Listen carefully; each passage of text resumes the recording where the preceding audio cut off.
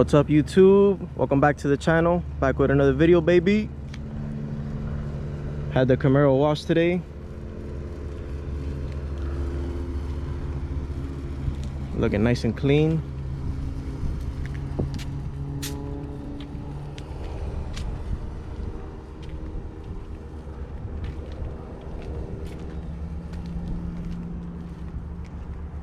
Thankfully it didn't rain today. It usually rains the same day I wash my car, but I was actually lucky today.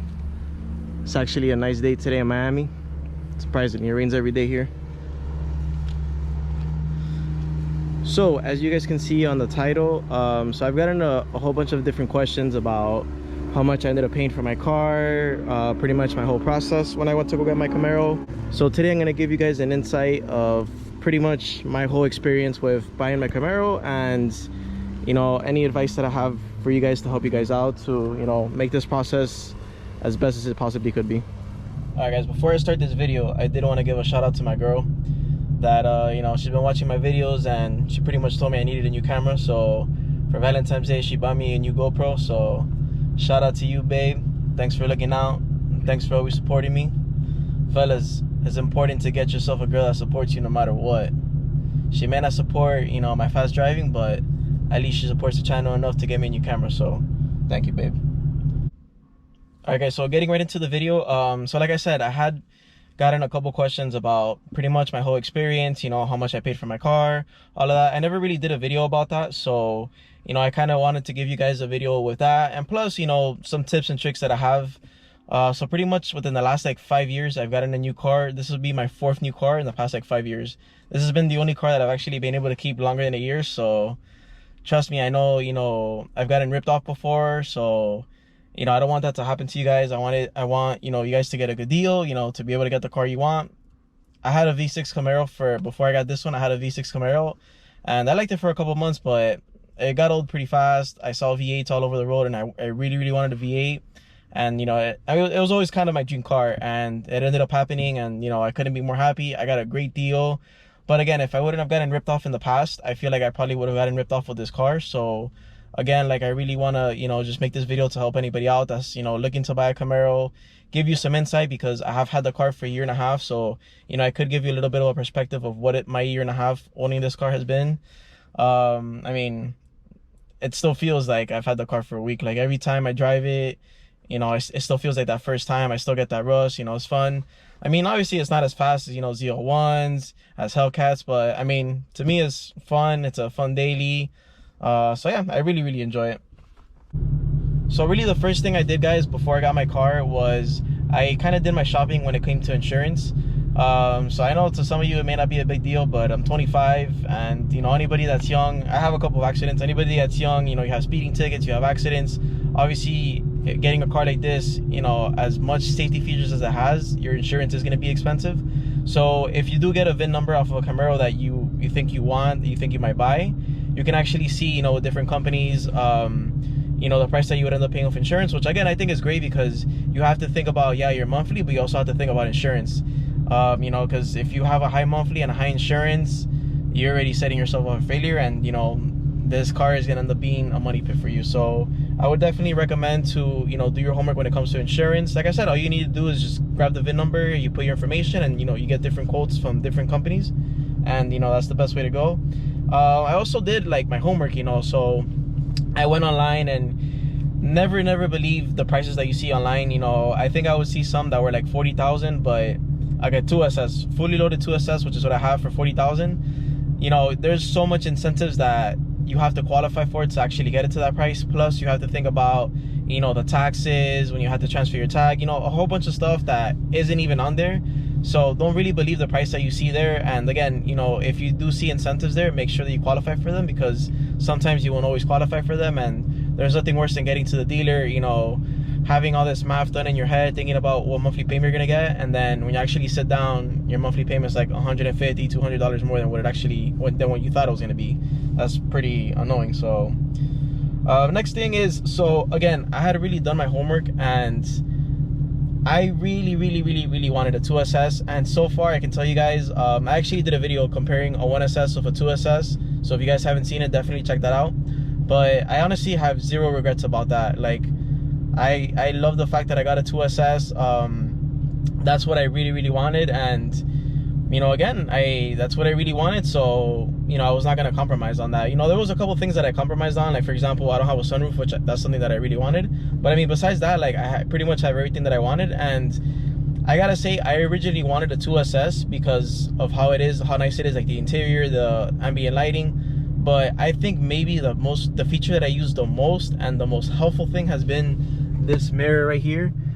Man, from driving the V6, it has shitty ass visibility. I mean, all Camaros do, but to have this mirror, this has been the best thing ever. And with the blind spot monitoring, man, I can't even tell you guys like how great it's been to have those two things.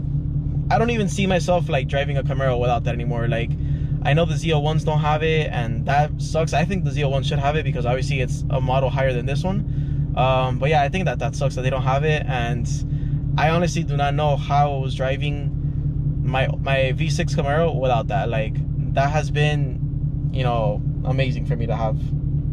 So yeah, guys, so pretty much the difference between a 1SS and a 2SS, not trying to get too much into it, but the price difference was $5,000. So I was not gonna pay $5,000 for, you know, for a 2SS, like a $5,000 more for a 2SS. So pretty much like I was trying to negotiate, and long story short, I didn't get my car the first day I went to the dealership. You know, I went to a couple different dealerships, and the dealership that I actually bought my car from, I actually ended up leaving that dealership and then coming back because they ended up giving me a good deal.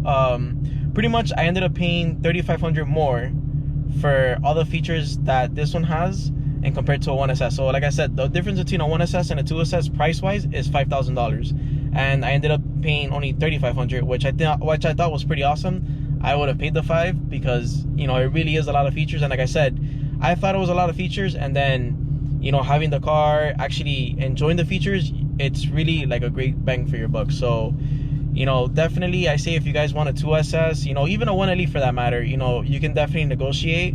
And, you know, again, if you guys don't get whatever deal you want, you know, I would never feel forced to take a deal. You know, at the end of the day, which is exactly what I said when I was negotiating for my car, you know, I don't need a new car. I had you know, my V6 Camaro that I had for a couple months. It was still brand new. I hadn't even had 10,000 miles on it. I think maybe I had like 6,000 miles on it.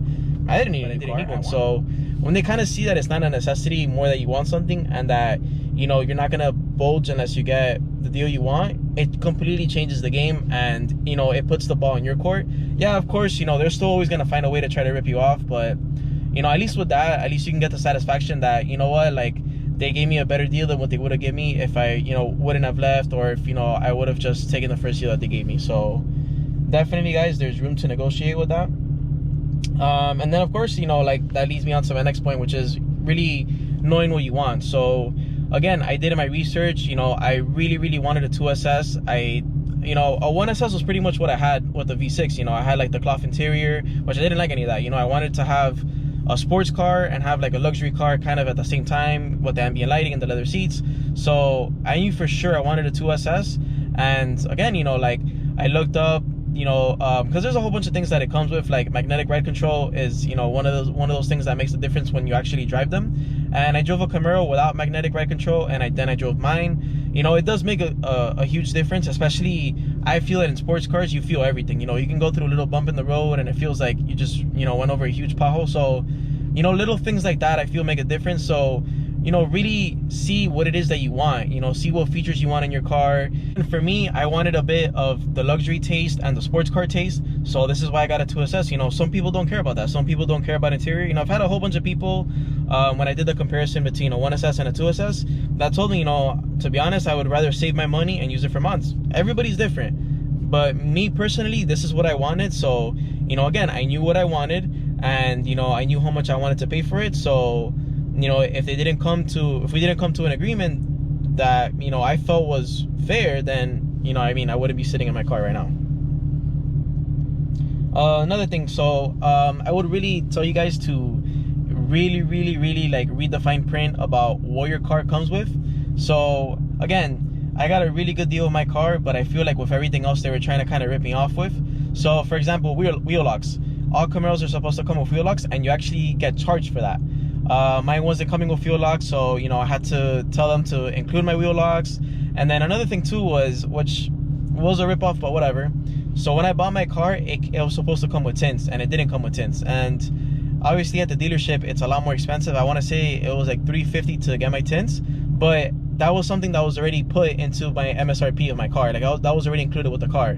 So I had no tints, and then, you know, once I started reading over my contract, I saw that I had gotten charged for tints. So whatever, ended up going back to the dealer and they put tints for me. It was a complete waste of money and time because they only do the legal limits. So I want to say that they put like 30% tints, which, I mean, 30% tints is nothing. I don't like people to be able to see inside my car. So obviously, you know, I still want to go get it tinted after that. But whatever, you know, if it's just an example of, you know, like, you never really know what you get charged until you actually look at it. And I had no idea I got in charge with tints, and my car didn't have any tints.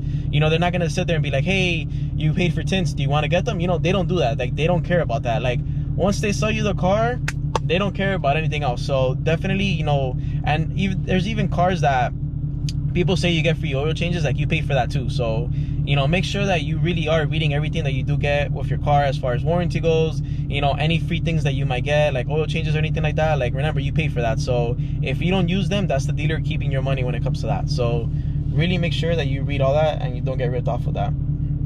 So depending on if you finance your Camaro or you lease it, which I think leasing it would be crazy because your monthly payment is low. But not to get too much into insurance, but when you lease a car, your insurance coverage has to be a little bit different. So Chevy, you have to have like a higher liability than what people typically have, and that makes your insurance, you know, skyrocket. So it's kind of almost ends up being the same thing. So that's why I ended up financing mine. But you know, sometimes depending on your credit, you're not really gonna get a great deal when you initially finance it, because obviously, like, they want to finance through a specific company, so they're not always gonna give you the best deal. I would suggest, you know, what I did was that I had my car for a year and then I refinanced it, and I got a much lower interest rate. So when I first got it, I want to say I was like at 5% interest, and then when I refinanced it, I want to say now I'm like at 3%. So it's definitely, you know, saved me a little bit of money, you know, monthly, which is great. And I actually ended up finding out that I got overcharged for Gap when it came to my car when I was doing my refinance. So that was kind of annoying, but then I ended up getting a refund from Chevy, so that ended up working out also. So even that, like, make sure, you know, if you guys refinance your car, you look into the Gap. You know, obviously when you finance through them, you get Gap, you know, throughout the whole time you have the car.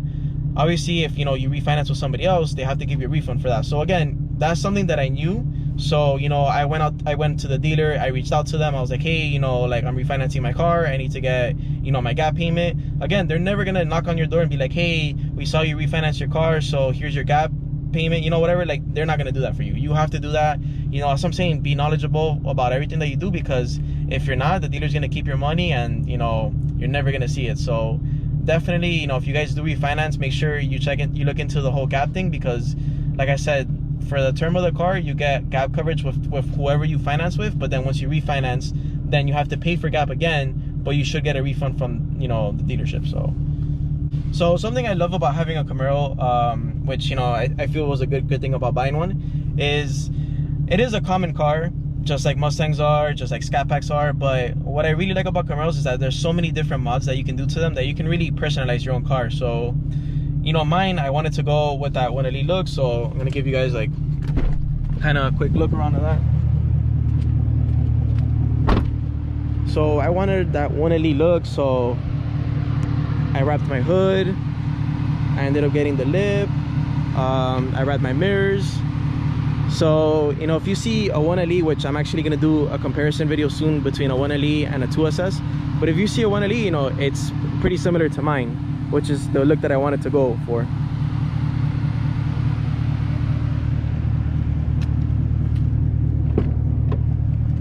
So guys, like I was saying, you know, it is a common car, but there's so many mods that you can do to the car. I mean, I haven't done anything crazy because A, I want to keep my warranty, and then B, you know, I don't want to, you know, have like kind of like a ratchet looking Camaro, because I've seen a lot of those out there. But, you know, there's so many things you can do with it. There's so many mods you can do with it. So yeah, it's a common car, but when people see your car, they're gonna know it's yours. You know, I have little things here and there in my car that kind of differentiate it between other Camaros. So, you know, when people see me out on the road, besides the fact of how I drive, they know it's me. So yeah, you know, it is a common car, but there's so much things that you can do to it that, you know, kind of personalize it and make it different than other cars, which I really do like that about Camaros. All right, now this is something else too that I wanted to talk to you guys about. So As I alluded to earlier, you know, you could get a really good deal on your car, but the dealer's always going to find a way to rip you off. So for example, I got ripped off on my Gap, which I had no idea about until I refinanced my Gap. So another thing is that, which I've noticed it in the past. So I had a V6 Camaro that I actually ended up going through CarMax, and I sold it through CarMax, and then I went back to the dealer to buy my car. But I've heard certain, you know, instances before, and that's actually happened to me before too, that you could get a deal on, you know, the new car that you're buying, but then they'll rip you off for the car you're turning in. So you'll end up upside down, you know, like $5,000-$6,000, and then they'll tack that onto your new car. So really, did you really get a good deal for your new car because they ripped you off for your old car? Not really. So in a dealership, it's impossible to get a good deal for both. You know, it's impossible to get a good deal on your old car and then get a good deal on your new car. Like I said, they'll always pick one or the other. So if you think they're giving you a really good deal for your old car, you're going to get ripped off with the new car. If you think you're getting a good deal for your new car, they're going to rip you off with the old car. So my advice to you guys is, you know, again, do your homework, you know, take it to a couple different places. You know, you can do quotes online. Obviously in person is better because they can actually see everything your car has, but you can kind of, you know, like Kelly Blue Book is another good place you can look at. But yeah, I would recommend, you know, taking it to CarMax and having them appraise your car, and then that way you kind of know where you stand, because they're always going to give you more than the dealer. There's rare occasions that, you know, if you take the paper and you take it to the dealer, they can match it sometimes, but more times than none, they're always going to give you more money. And, you know, I mean, if they give you the same amount of money, then that works out better for you, especially if you're upside down. Now, as far as the maintenance goes, I mean, I've been very fortunate with this car because I haven't had anything, you know, break on me or anything like that. So again, I haven't done crazy mods. So for that reason, in case something did happen, but I mean, in the 1.5 years that I've had it, nothing has really happened. Like, you know, it's been a great car. I haven't had any problems with it. I mean, it's usual, you know, keep in mind that you have to put premium gas into it, or mid-grade. I put premium, but you can put mid-grade too. But, you know, if you have a car that it's just like a whatever car and you're putting the cheapest gas in it, know that on top of putting gas probably weekly, you know, you have to put mid-grade or premium gas in it, because, you know, if not, the car's gonna run like shit. I mean, but you're not gonna baby the car. You know, if you get one of these cars, you're getting it to drive it. So I mean, you're gonna be putting gas at least once a week. There's been times where I've put gas twice a week. So yeah.